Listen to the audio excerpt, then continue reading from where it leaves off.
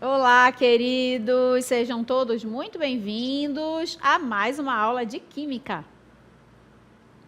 Eu sou a professora Yara Graça, a professora que vai acompanhar vocês na aula de hoje. Bora dar uma olhadinha no que nós temos.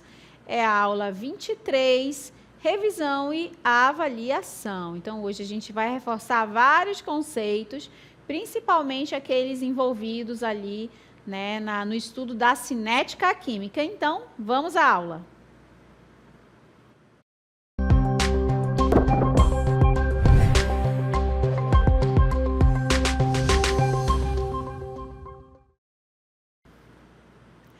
Então, pessoal, hoje a gente vai falar um pouco mais sobre os fatores que podem ali interferir, modificar um pouquinho a velocidade com que as reações se processam.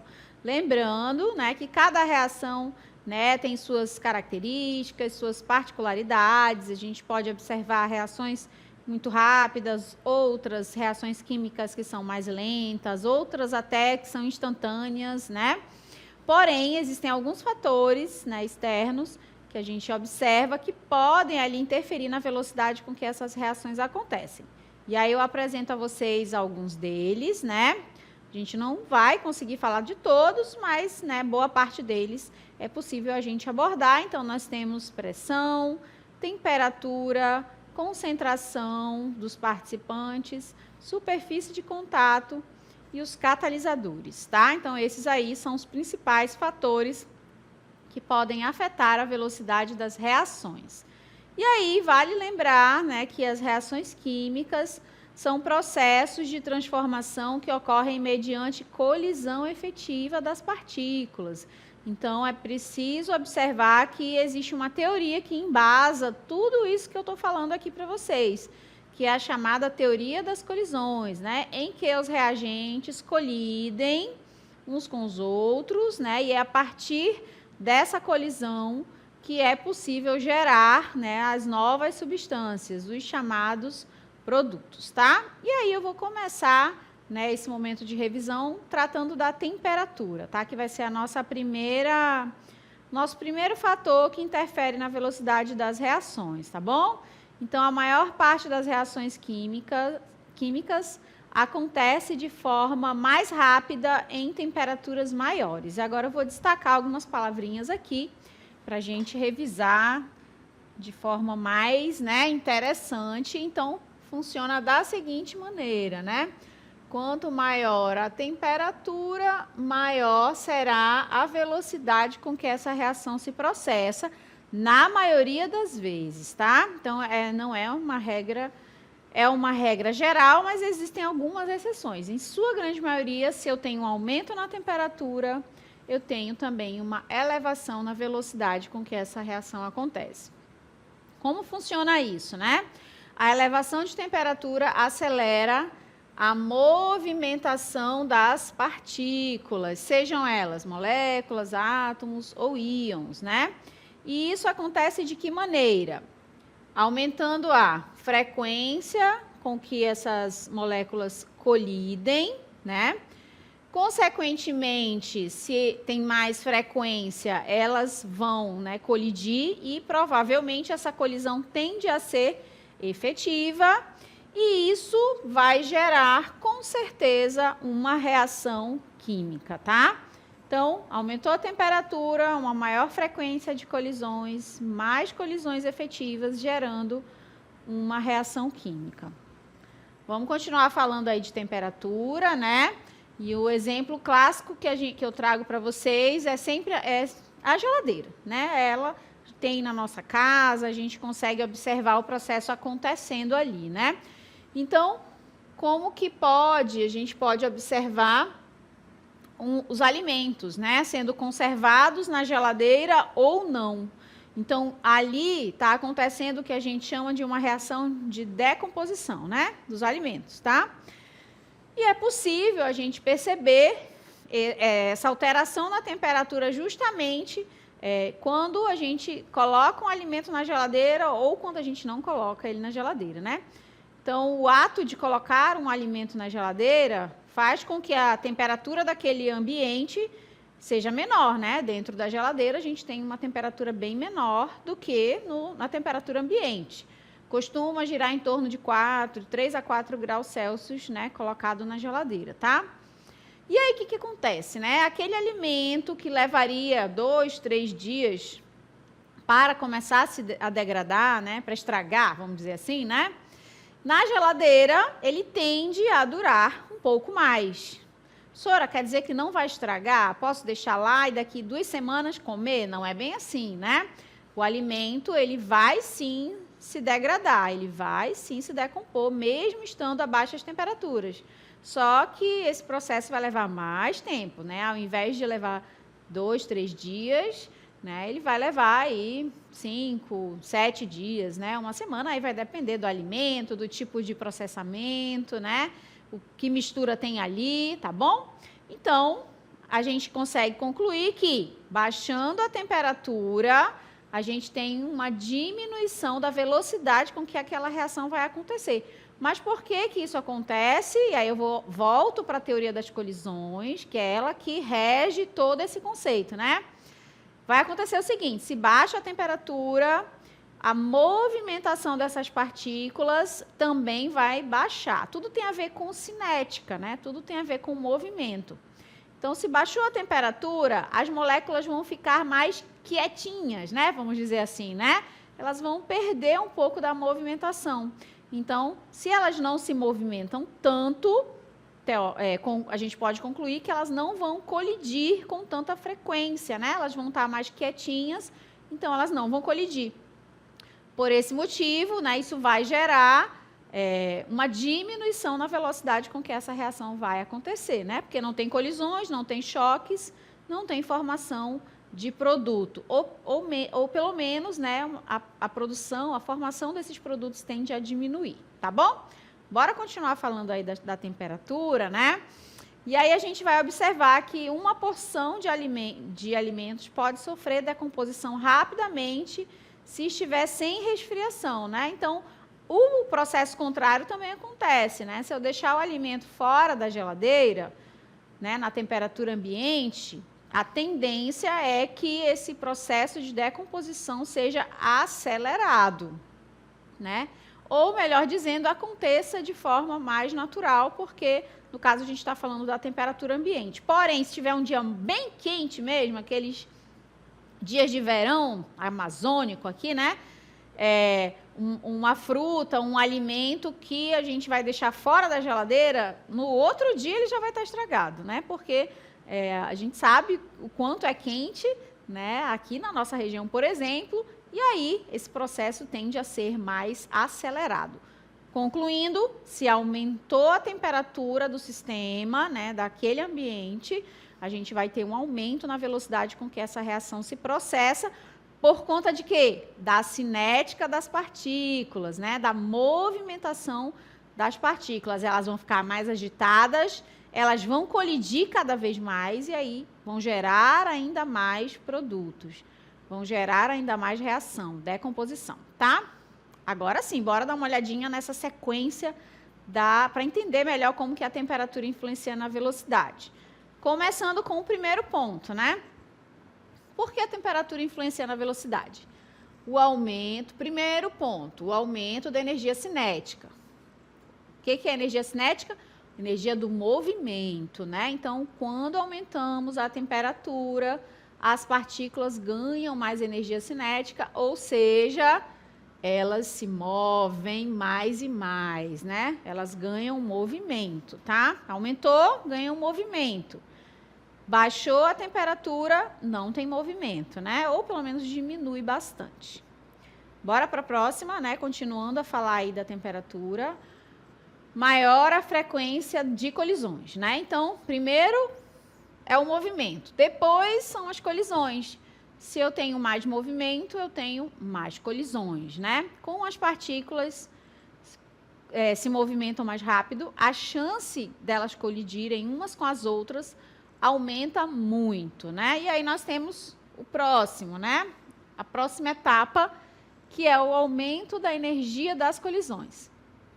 Então, se elas estão mais agitadas, mais movimentadas, elas tendem a colidir mais. E essas colisões tendem a ser mais fortes, mais efetivas, gerando novas substâncias, né? Rompendo as ligações que existiam e formando os produtos, essas novas substâncias. E aí é isso que faz com que as reações aconteçam mais rapidamente, tá? Agora a gente vai para o nosso segundo fator, que é tão importante quanto, que é a pressão, tá bom? Então, olha só. A pressão, né, quando se mantém a temperatura do sistema constante, um aumento da pressão causa um aumento da velocidade das reações. E o contrário também acontece, né? Se eu diminuo a pressão do sistema, a gente também tende a diminuir a velocidade com que essa reação se processa. E agora a gente vai entender um pouquinho melhor como isso acontece. E isso se dá também por conta da teoria das colisões. Tudo passa pela ideia do movimento, né? Então, uma das condições fundamentais para que uma reação ocorra é que as moléculas ou as partículas precisam estar em contato e elas precisam ter uma colisão efetiva, né? Estar juntas e colidir, ok? Com a orientação correta, energia mínima. Essas são todas as condições necessárias para uma reação acontecer, né? E se todas essas condições acontecem, o resultado é a formação de novas substâncias, né? A gente tem um novo produto sendo formado, tá? Vamos continuar aí falando da pressão? Então, quando aumentamos a pressão sobre um sistema, o volume diminui. Então, isso aqui é uma regrinha, hein? Se eu aumento a pressão, o volume diminui. E o contrário é real também. Se eu diminuo o volume, vai ocorrer um aumento da pressão. A gente chama isso de compressão, tá? Uma compressão. A gente vai estar comprimindo um espaço, um sistema, né? Diminuindo o volume, deixando menor o volume, tá bom? Bom, e as moléculas ou as partículas dos reagentes, elas vão ficar mais próximas umas das outras, mais pertinho umas das outras. O que isso vai acontecer? O que vai gerar para a teoria das colisões, né? Se elas estão mais próximas umas das outras. Imaginem vocês, né? Aí na sala, se a gente muda para uma sala menor, vai ficar todo mundo um do ladinho do outro, um pertinho do outro. Tem como não se esbarrar? Não tem. É a mesma coisa aqui na teoria das colisões, né? Digamos que as partículas estão numa caixa grande, aí a gente diminui para uma caixinha. O que vai acontecer se a quantidade de partículas continua a mesma? Elas vão ficar todas bem pertinho uma das outras, né? Então, não tem como elas não colidirem, não se encontrarem. E isso vai facilitar, né, o aumento da velocidade das reações. A gente vai ter mais colisões efetivas acontecendo, tá bom? Então, diminui o volume, aumenta a pressão, aumenta a velocidade com que essa reação vai acontecer, tá bom? Bora dar uma olhadinha no esqueminha que eu trouxe para vocês agora. Esse esqueminha ajuda a gente a entender bem esse aumento e diminuição, né, do volume e da pressão, tá? Aqui é como se fosse o nosso sistema inicial, tá? Vamos olhar apenas para esse primeiro aqui, ó. O que aconteceu, né? Eu diminuí o volume, percebeu que ficou menor o espaço ali das bolinhas vermelhas, né? Se eu diminuo o volume, vai ocasionar o quê? Um aumento da pressão. E aí, consequentemente, as partículas que estão representadas aqui por essas bolinhas vermelhas vão ficar mais pertinho uma das outras e vai gerar um aumento na velocidade, tá? Agora, bora olhar para o outro lado, para cá. O que a gente consegue observar que aconteceu? Um aumento do volume. Aumento do volume, então, perceberam que aumentou a caixinha, né, dessas bolinhas vermelhas? Se tem um aumento de volume, consequentemente, tem uma diminuição da pressão, tem mais espaço. elas vão ter mais espaço para se movimentar, né, para acontecer essa agitação. Se elas têm mais espaço, elas vão colidir menos.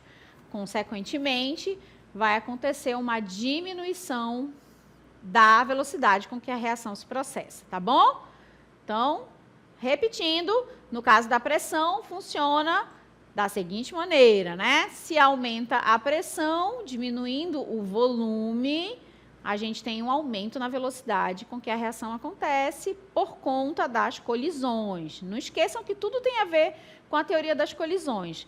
Tanto a temperatura, quanto a pressão ou a concentração dos reagentes, os catalisadores, né? Todos esses fatores estão relacionados com a teoria das colisões, né? E aí, se acontecer de diminuir a pressão, né, acontecer uma diminuição da pressão por conta do aumento do volume, aí a gente vai ter o quê? Uma diminuição também da velocidade com que essa reação se processa, porque aí as partículas vão estar bem distantes umas das outras, né, e a chance de colisão, com que uma colisão ali aconteça entre os reagentes, tende a ser menor, e aí a velocidade vai ser menor também. Bora continuar aí falando da pressão, né, para a gente poder finalizar aqui a nossa revisão. Essa influência da pressão na velocidade das reações ocorre em todos os casos, tá? Em todos os estados físicos da matéria, sólido, líquido ou gasoso. Porém, nos sólidos e líquidos, essa variação ela é considerada desprezível, tá?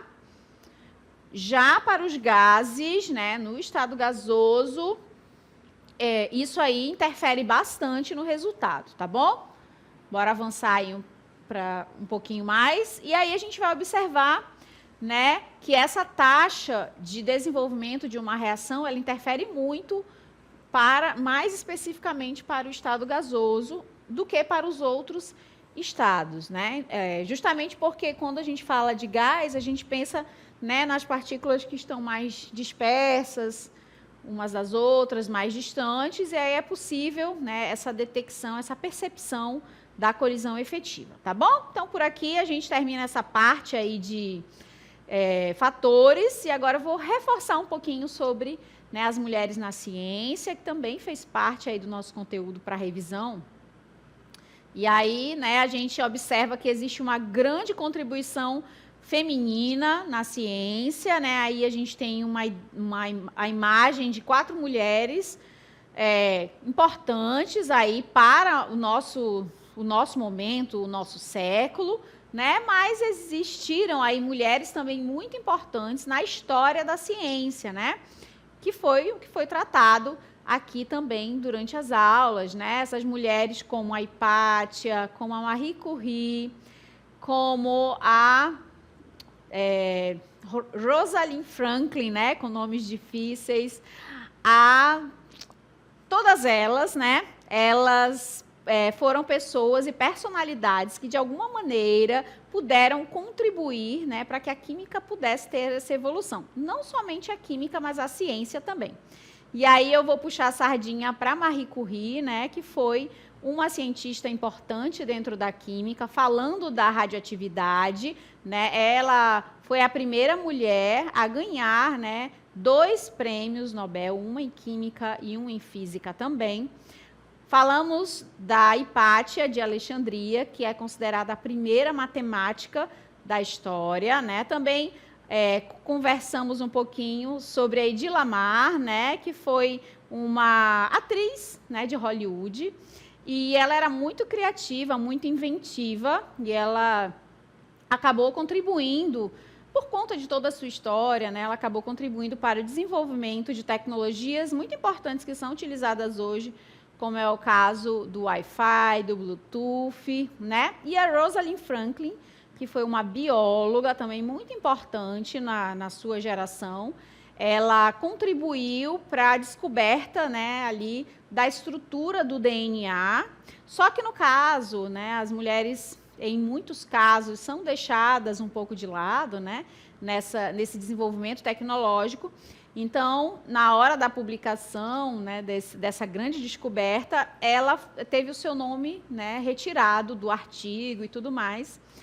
Porém, anos depois, ela teve ali seu nome registrado, né, no hall das mulheres que desenvolveram tecnologias, né, que descobriram coisas importantes dentro da ciência, tá bom? Então, só para reforçar toda essa contribuição feminina, toda essa participação feminina no desenvolvimento da ciência de uma maneira geral, a química, a física, a biologia, e também para todas essas descobertas, né, que ajudaram a nossa humanidade a se desenvolver da maneira que nós conhecemos hoje, tá bom? Espero que vocês tenham gostado aqui do momento de revisão. Até uma próxima oportunidade. Tchau, tchau.